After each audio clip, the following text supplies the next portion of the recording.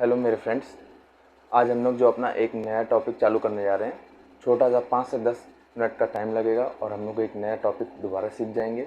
और उस टॉपिक का नाम है electron gain enthalpy. I hope आप लोग को समझने में ये हेल्प करेगा। इलेक्ट्रॉन गेन एंथैल्पी, इसको रिप्रेजेंट कर सकते हैं EGH से, और इसका एक और नाम होता है इलेक्ट्रॉन अफिनिटी। थोड़ा सा अंतर आता है इलेक्ट्रॉन अफिनिटी और इलेक्ट्रॉन गेन एंथैल्पी में। हम दोनों के बारे में समझ लेंगे डिटेल में कि कैसे अंतर आता है, उसको हम लोग चेक करते हैं। सबसे पहले तो हम लोग बात करते हैं इलेक्ट्रॉन गेन एंथैल्पी की। ये एक हमारा पीरियोडिक टेबल का एक और ट्रेंड है जिसको हम लोग को पढ़ना है। अगर हम बात करते हैं इलेक्ट्रॉन गेन एंथैल्पी होता क्या है, तो इलेक्ट्रॉन गेन एंथैल्पी होता है किसी भी हम लोग न्यूट्रल गैसियस एटम में जब इलेक्ट्रॉन का एडिशन करवाते हैं तो वो न्यूट्रल गैसियस एटम अपने आप को एक नेगेटिव आयन में कन्वर्ट कर लेता है। ये रहा, दिख रहा है। इस प्रोसेस में एनर्जी का इन्वॉल्वमेंट जो हुआ है, अब वो मे बी एक्सोथर्मिक हो सकती है और मे बी एंडोथर्मिक हो सकती है, दोनों हो सकती है। तो वो डिपेंड करता है प्रोसेस क्या है। The addition of electron in a neutral gaseous atom and converted into negative ion is known as electron gain enthalpy and the enthalpy involved is may be endothermic और exothermic। ठीक है, अगर एक electron add किए तो इसको हम लोग कहते हैं फर्स्ट इलेक्ट्रॉन गेन एंथैल्पी। इसको आप EGH1 से भी डिनोट कर सकते हैं। अब ये एंडोथर्मिक होती है या एक्सोथर्मिक होती है, ये हम लोग देख लेते हैं।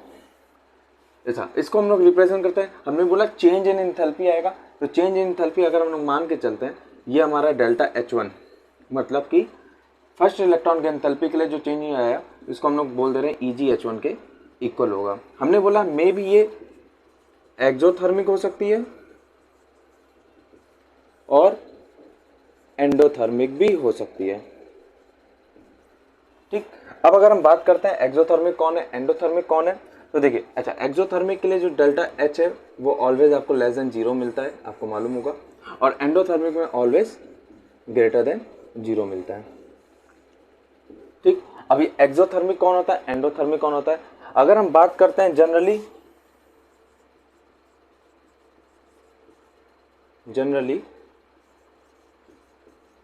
For all elements, her element के लिए, generally for all element, her element के लिए डेल्टा H ऑलवेज हमें लेस देन 0 मिलेगा ही मिलेगा।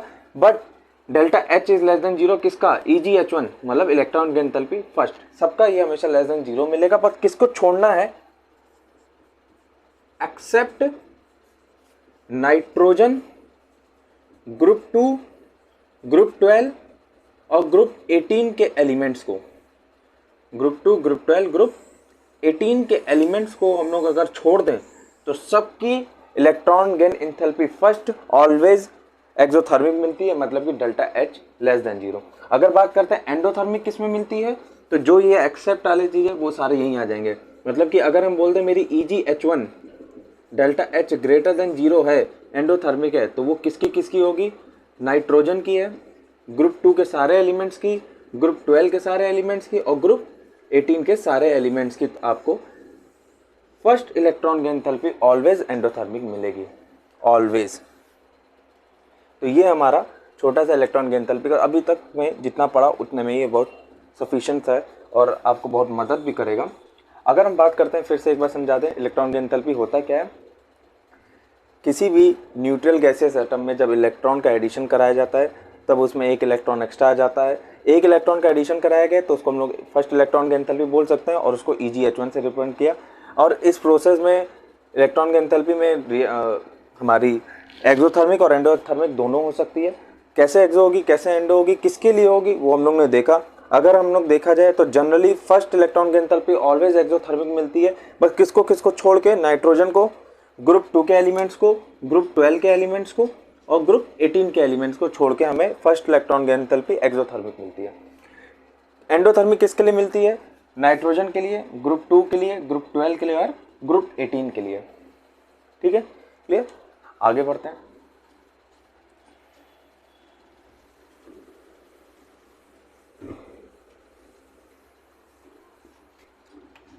अगर हम बात करते हैं, अगर हमने A माइनस में एक और इलेक्ट्रॉन का एडिशन किया, इसी गैसियस एटम में एक और इलेक्ट्रॉन का एडिशन किया, तो यहाँ से हमें क्या हो जाएगा, मिलेगा A पे 2 माइनस। A कोई भी एक एलिमेंट्स हो सकता है, ठीक है।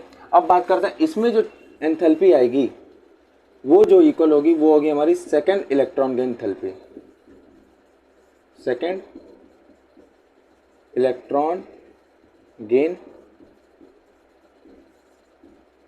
एंथैल्पी, ठीक है। अब अगर बात करते हैं तो second electron gain enthalpy EgS2, इसमें delta H always greater than 0 मिलेगा for all elements endothermic.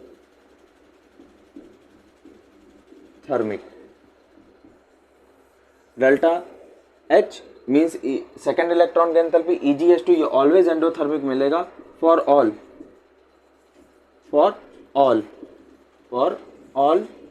Element, सबके लिए, किसी के लिए भी नहीं, किसी के लिए भी डेल्टा H लेस देन 0 नहीं मिलेगा, सबके लिए मिलेगा। अब यहाँ से आप और आगे सक्सेसिव में चले जाएंगे, third electron gain enthalpy 4, 5, 6 and so on, सबके लिए ऑलवेज ग्रेटर देन 0 मिलेगा। लेस देन 0 किसके लिए मिलता है और किसके लिए नहीं मिलता है वो हम लोग ने पीछे देखा।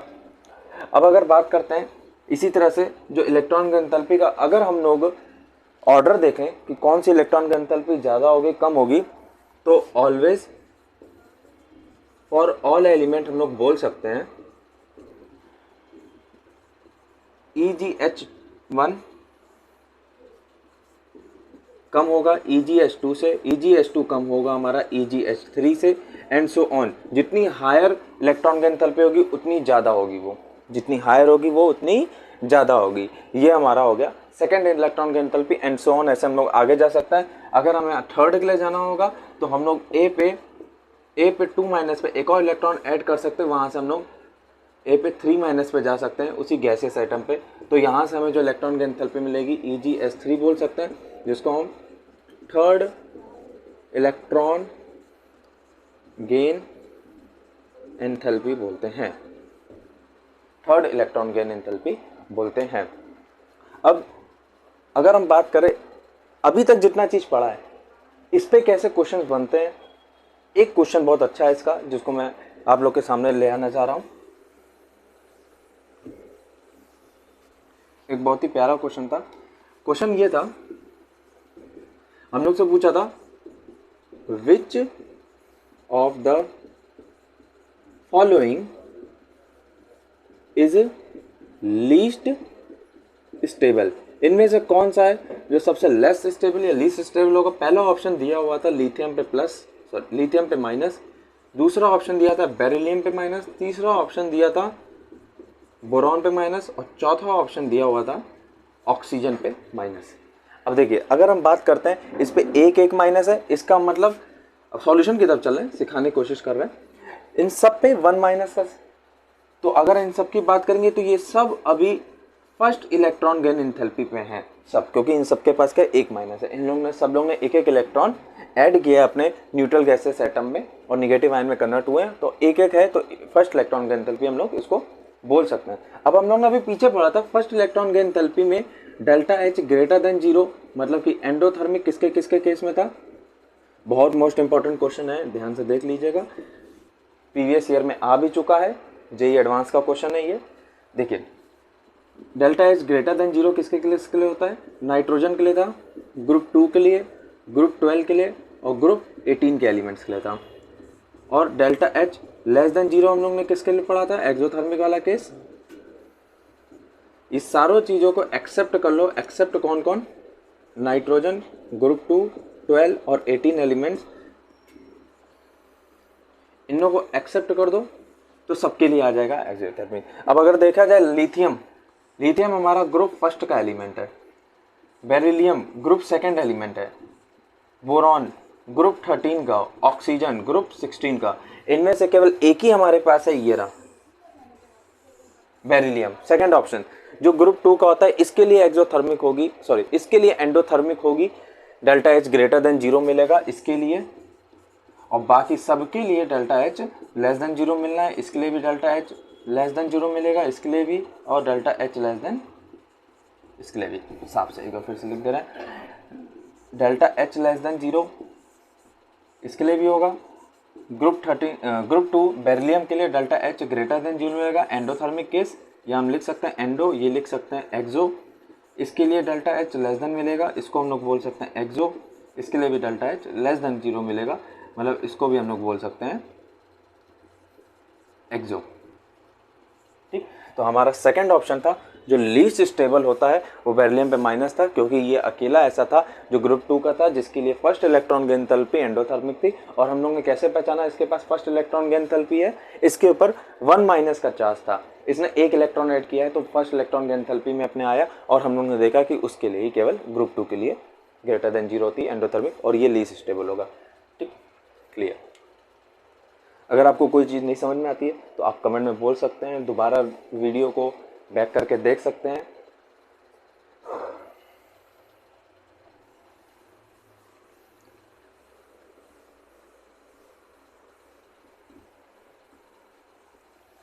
इसी तरह से अगर हम इनमें जनरल ट्रेंड्स की बात करें, जो कि पूछा तो नहीं जाता है, इसके सारे एक्सेप्शन वाले केसेस, वैसे एक्सेप्शन नाम की कोई चीज़ नहीं होती है, सबके पीछे का कुछ ना कुछ रीज़न होता है, पर हम लोग के लिए जितना सफिशिएंट होता है हम लोग पढ़ के आगे निकल जाते हैं, इसलिए हम लोग उसको एक्सेप्शन पढ़ते हैं। आगे आपको हायर क्लासेस में उनके रीज़न पढ़ाए जाएंगे। तो अगर हम सिंपल जनरल ट्रेंड की बात करें, सबसे पहला अगर हम डाउन द ग्रुप आते हैं, from moving down the group, अगर हम ग्रुप में नीचे आते हैं, from moving down the group, अगर हम ग्रुप में नीचे आते हैं तो नीचे आने पे इलेक्ट्रॉन गेन एंथैल्पी, नीचे आने पे इलेक्ट्रॉन गेन एंथैल्पी डिक्रीज करती है, decreases from moving down the group, या आप बोल सकते हो टॉप टू बॉटम भी मूव कर सकते हो, बात एक ही है, इलेक्ट्रॉन गेन एंथैल्पी डिक्रीज करती है। ऐसा क्यों? Due to increase in size, नीचे आने पे साइज बढ़ती है। तो अगर हम लोग इस पे चलें तो इस हिसाब से हम लोग का अगर हम लोग ग्रुप देखें तो लिथियम होता है, sodium, potassium, rubidium, caesium, francium. तो अगर हम देखें ये डाउन द ग्रुप जाएंगे तो हम लोग का क्या लिखा है, इलेक्ट्रॉन गेन एंथैल्पी डिक्रीज, नीचे में घटनी चाहिए, सबसे बड़ी लिथियम की, फिर सोडियम, पोटेशियम, रुबिडियम। ऐसे ग्रुप सेकंड की बात करेंगे, ये ग्रुप फर्स्ट था, ये ग्रुप सेकंड था। तो यहाँ पे अगर बात करते हैं कौन होता है, beryllium, magnesium, calcium, strontium, barium. अगर इनमें बात करते हैं डाउन द ग्रुप जाने पे घटनी चाहिए, ये घटते हुए हम लोग को दिख जाती है। ये हमारा पहला था, from moving down the group.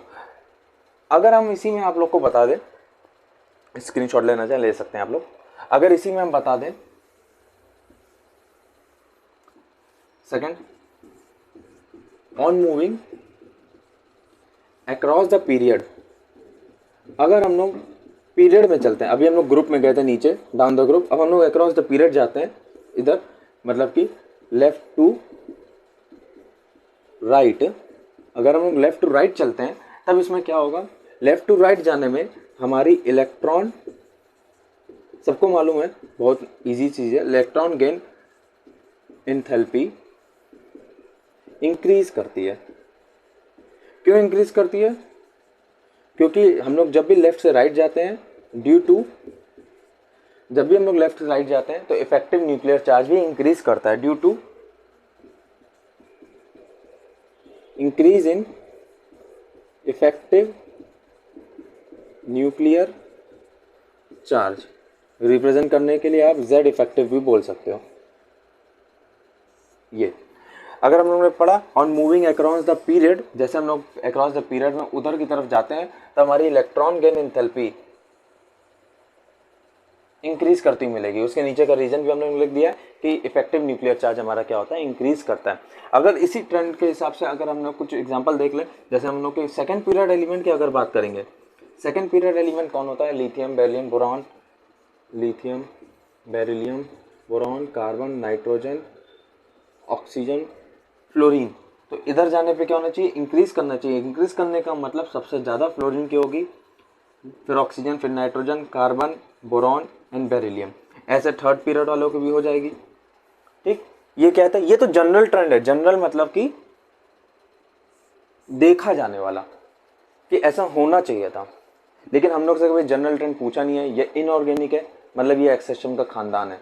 अगर एक्सेप्शन की बात करते हैं, अब हम लोग का जो मेन क्वेश्चन बनता है, अब हम लोग यहाँ से चलेंगे, मात्र 1 से 2 मिनट का और टाइम लगेगा, आप लोग पूरा तरीके से इलेक्ट्रॉन की एंथैल्पी अब आपके हाथ में होगा। अब जो हम लोग बताएं चल रहा है, ये एक तरीके से छुपा उस्तम होता है, यही क्वेश्चन में आता है, यही क्वेश्चन में बार बार परेशान करता है, आज उसको हम लोग निकालते हैं। अगर हम बात करते हैं सबसे पहला एक्सेप्शन की, आप बोल सकते हो एक्सेप्शन, एक्सेप्शन ना बोल के हम आपको एक रीज़न के टर्म पे बता सकते हैं। अगर हम बात करते हैं एक पॉइंट के टर्म से, तो electron gain enthalpy, electron gain enthalpy third period वालों की ज़्यादा होती है सेकेंड पीरियड वालों से। जी, आप लोग ने सही सुना। अगर हम बात करते हैं हमारे पास जो एलिमेंट्स होते हैं सेकेंड पीरियड एलिमेंट्स, तो सेकेंड पीरियड में एलिमेंट में अगर हम बात करें कार्बन, नाइट्रोजन, ऑक्सीजन, फ्लोरीन, ये सेकेंड पीरियड एलिमेंट है। और अगर थर्ड पीरियड एलिमेंट की बात करें, कार्बन के नीचे आता है सिलिकॉन, नाइट्रोजन के नीचे फॉस्फोरस, ऑक्सीजन के नीचे सल्फर, फ्लोरीन के नीचे क्लोरीन। तो हमने उन्होंने क्या लिखा है, इलेक्ट्रॉन की enthalpy second period third period की ज़्यादा होती है, किससे, सेकंड पीरियड से। इसका मतलब यहाँ पे जो इलेक्ट्रॉन की एंथैल्पी है वो सिलिकॉन की ज़्यादा होगी कार्बन से, यहाँ पे इलेक्ट्रॉन की एंथैल्पी फॉस्फोरस की ज़्यादा होगी नाइट्रोजन से, यहाँ सल्फर की ज़्यादा होगी ऑक्सीजन से, और यहाँ क्लोरीन की ज़्यादा होगी फ्लोरीन से। Because of small size of atom electron density increases, then enthalpy decreases to and enthalpy decreases. अब अगर हम आगे बात करते हैं, ये हमारा पहला एक्सेप्शन, या आप चाहो तो कुछ भी बोल सकते हो। इसके बाद सेकंड, अगर हम लोगों ने देखा था तो ग्रुप, अगर हम 16 की बात करते हैं, सबसे पहले ऑक्सीजन, सल्फर, सेलेनियम, TePO, और यहाँ पे ग्रुप 17 की बात करते हैं, fluorine, chlorine, bromine, iodine, astatine. ठीक है, ठीक है। अगर हम यहाँ बात करते हैं तो जनरल अगर ट्रेंड्स की अगर बात करें, जो हम लोग ने पीछे पढ़ा, तो जनरल ट्रेंड के हिसाब से यहाँ पे नीचे जाने पे इलेक्ट्रॉन की एंथैल्पी घटती है, तो सबसे ज़्यादा ऑक्सीजन की होनी चाहिए, फिर सल्फर से इसकी Fe, फिर Te, और फिर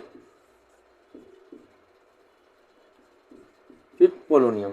ठीक है, लेकिन ऐसा ना मिल गए, जनरल ट्रेंड फॉलो नहीं होता है, जनरल ट्रेंड फॉलो नहीं होता है।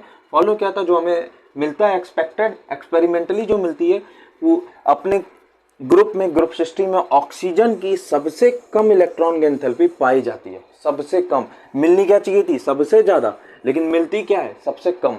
जिस हिसाब से अगर हम बताएं तो सल्फर, Se, TePO, और अगर बात करें आगे तो सबसे लास्ट में ऑक्सीजन की होती है, सबसे लास्ट में ऑक्सीजन की होती है। तो ध्यान रखिएगा, ये मोस्ट इंपॉर्टेंट एक्सेप्शन है, मोस्ट इंपॉर्टेंट, इसको ध्यान रख के जाइएगा। हर बार क्वेश्चन में आता है, हर बार ये गलत करवाता है बच्चों को। ठीक, अगर हम अपना नेक्स्ट की बात करेंगे तो हमारे पास नेक्स्ट ग्रुप है ग्रुप 17। ग्रुप 17 में fluorine, chlorine, bromine, iodine, astatine. Generally हमें क्या देखना मिलता था, जनरली अगर हम बात करते हैं तो फ्लोरीन की ज़्यादा थी क्लोरीन से, क्लोरीन की ज़्यादा थी ब्रोमीन से, ब्रोमीन की ज़्यादा थी आयोडीन से। ठीक है, ये हम लोग को देखना मिलना चाहिए, लेकिन ऐसा नहीं मिलता है। अभी हम लोग ने पीछे पढ़ा था कि थर्ड पीरियड की ज़्यादा हो जाती है सेकंड पीरियड एलिमेंट से, तो यहाँ पे क्लोरीन की ज़्यादा होती है फ्लोरीन से, फिर हम लोग का नॉर्मल ट्रेंड फॉलो करता है, और बहुत ही इंपॉर्टेंट है ये, तो सबसे इंपॉर्टेंट है। ग्रुप 16 में ऑक्सीजन, ग्रुप 17 में क्लोरीन। इनफैक्ट इसके बाद हम एक पॉइंट्स भी लिखवा देंगे आप लोग को, जिससे आप लोग को आसानी हो जाएगी कि कैसे याद करना है। ये हम लोग का होता है, फिर से मैं रिवाइज करा दे रहा हूँ। ग्रुप 16 में ऑक्सीजन, सल्फर, सेलेनियम, TePO होता है। जनरली हम लोग की इलेक्ट्रॉन की एंथैल्पी नीचे आने पे घटनी चाहिए थी, तो ये मिलना चाहिए ऑक्सीजन की सबसे ज़्यादा, फिर सल्फर, फिर सेलेनियम, TePO। लेकिन ये ना मिलके ऑक्सीजन की सबसे कम हो जाती है अपने ग्रुप में, ध्यान रखिएगा। उसके बाद अगर बात करते हैं ग्रुप 17 में, तो ग्रुप 17 में भी यही हाल होता है, क्लोरीन की ज़्यादा हो जाती है फ्लोरीन से, एंड फिर यही रूल फॉलो करता है,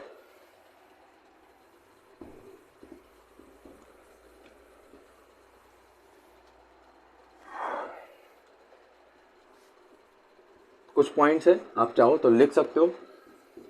इन द पीरियोडिक टेबल, इसको बहुत ध्यान रखिएगा, इन the periodic table chlorine have maximum, सबसे ज़्यादा, पूरे पीरियोडिक टेबल में अगर बात करें सबसे ज़्यादा इलेक्ट्रॉन की एंथैल्पी किसकी होती है, सबसे ज़्यादा इलेक्ट्रॉन गेन एंथैल्पी होती है क्लोरीन की। In the periodic table chlorine have maximum electron gain enthalpy, maximum electron gain enthalpy. अगर हम बात करते हैं नोबल गैस की, noble gas has no affinity, कोई अफिनिटी नहीं होती इलेक्ट्रॉन के अंदर, सबसे कम मान के चल सकते हैं, या होती नहीं है, जीरो रख सकते हैं। Noble gas has no affinity toward electron gain enthalpy. और अगर बात करते हैं नाइट्रोजन की, तो सबसे कम इसी की होती है, इसकी होती नहीं है, और इसकी होती नहीं है, और इसकी सबसे लीस्ट होती है। नाइट्रोजन है लीस्ट इलेक्ट्रॉन गेन एंथैल्पी। अब आप चाहें तो इन पॉइंट्स पे आप सारा का सारा क्वेश्चन बना सकते हैं, सारा का सारा जो जो पीछे एक्सेप्शन के नाम पे चीज़ें हम लोगों ने पढ़ी है वो सारी चीज़ ध्यान रखिएगा। क्या होता है, एक शुरू में जो पढ़ा था एक्सोथर्मिक और एंडोथर्मिक, केवल एक ही केस होता है जो फर्स्ट इलेक्ट्रॉन गेन एंथैल्पी होती है, उसमें एंडोथर्मिक किसके लिए होता है, डेल्टा एच ग्रेटर देन 0 किसके लिए होता है, नाइट्रोजन, ग्रुप 2, ग्रुप 12, ग्रुप 18, इन चारों के अलावा आपको किसी को देखना ही नहीं है, और बाकी बच्चे सबके लिए डेल्टा एच लेस देन 0। और सेकंड इलेक्ट्रॉन गेन एंथैल्पी से लेकर हायर में जितना जाना चाहिए सबके लिए डेल्टा एच ग्रेटर देन 0। उसके बाद कुछ पॉइंट्स देखे थे हम लोग ने, ये रहा, स्क्रीनशॉट ले लीजिए। एक लास्ट पॉइंट पे बात और करते हैं, फिर हम लोग इसको खत्म करते हैं अपने पॉइंट्स को। बात आती है इलेक्ट्रॉन अफिनिटी की। ये इलेक्ट्रॉन अफिनिटी होता क्या है, ये इलेक्ट्रॉन अफिनिटी की अगर हम बात करते हैं तो इलेक्ट्रॉन अफिनिटी ये इक्वल होता है minus electron gain enthalpy plus 5/2 times of RT। बस थोड़ा सा R और T का फैक्टर आ जाता है, वो हमारे इलेक्ट्रॉन अफिनिटी को बता देता है। इसमें एक बार क्वेश्चन पूछ चुका है, किस में पूछा था ध्यान नहीं है, लेकिन किसी अदर इंजीनियरिंग एंट्रेंस एग्जाम में पूछा था। एट रूम टेम्परेचर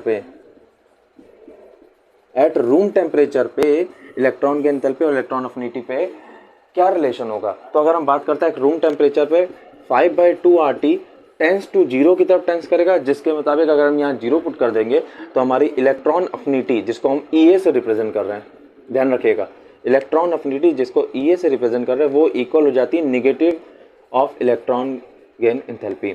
हमारी एट रूम टेम्परेचर पे इलेक्ट्रॉन अफिनिटी जो होती है वो negative times of electron gain enthalpy के इक्वल होती है। ध्यान रखिएगा, मोस्ट इंपॉर्टेंट है, आता नहीं है लेकिन ध्यान रखिएगा। इस साल बहुत सारे पेपर्स बन रहे हैं, बहुत सारे क्वेश्चंस को एक्यूमुलेट किया जा रहा है, तो आप ध्यान रखिएगा, छोटी छोटी चीज़ें भी इस बार मोस्ट इंपॉर्टेंट में आ सकती हैं। जाते जाते एक और लास्ट बात, बस एक लास्ट और थोड़ा सा काम की चीज़ है, मुझे ध्यान आ गई तो उसको मैं बता देता हूँ। अगर मैं बोलता हूँ कि मेरे पास A एक गैसेस एटम है, उधर जाने के बाद उसमें पॉजिटिव चार्ज आता है और इलेक्ट्रॉन निकलता है, सबको मालूम होगा, इसको कहते हैं आयनाइजेशन एंथैल्पी का एक प्रोसेस। तो ये अगर हम बात करते हैं, इसको हम लोग क्या कहते हैं, आयनाइजेशन एनर्जी। और वापस अगर आते हैं किसी एक गैसेस सिस्टम में इलेक्ट्रॉन डालना, तो उसको हम लोग क्या कहते हैं, इलेक्ट्रॉन गेन एंथैल्पी। अगर ये एक प्रोसेस है, एक ही प्रोसेस में दोनों हमारा फॉलो हो रहा है, आयनाइजेशन भी और इलेक्ट्रॉन गेन एंथैल्पी भी, तो ऐसे केस में याद रखिएगा कि आयनाइजेशन एनर्जी और इलेक्ट्रॉन गेन एंथैल्पी एक दूसरे के इक्वल मिलते हैं, ध्यान रखिएगा। लेकिन अगर मोर देन वन स्टेप में काम हो रहा है, more than one step process चल रही है, जैसे कि A में A+ करके एक इलेक्ट्रॉन निकाला, तो ये क्या हुआ, आयनाइजेशन एनर्जी। और दूसरे में ही फिर से उसी A+ में एक इलेक्ट्रॉन डाला, तो वापस A आया, फिर एक और इलेक्ट्रॉन डाला, A- मिला, तो ये इलेक्ट्रॉन गेन एंथैल्पी का प्रोसेस है, ये आयनाइजेशन एनर्जी का प्रोसेस है। एक से ज़्यादा जब प्रोसेस होता है तो ऐसे केस में कभी भी आयनाइजेशन एनर्जी इक्वल नहीं होती है इलेक्ट्रॉन गेन एंथैल्पी के। और किसके इक्वल होती है वो यहाँ पे दिया है, वन स्टेप प्रोसेस होती है, तो उस केस में हम लोग बोल सकते हैं कि इलेक्ट्रॉन गेन एंथैल्पी हमारी किसके इक्वल हो जाती है, आयनाइजेशन एनर्जी के। ध्यान रखिएगा, ये भी मोस्ट इंपॉर्टेंट चीज़ में आता है। ये एक बार आ चुका है, मेरे ख्याल से नीट में आया था, ध्यान नहीं आ रहा मुझे, ये पूछ चुका है, ठीक है। तो यहीं पे इसको ख़त्म करते हैं। आई होप आपको कुछ हेल्प मिली होगी, समझ में आया होगा।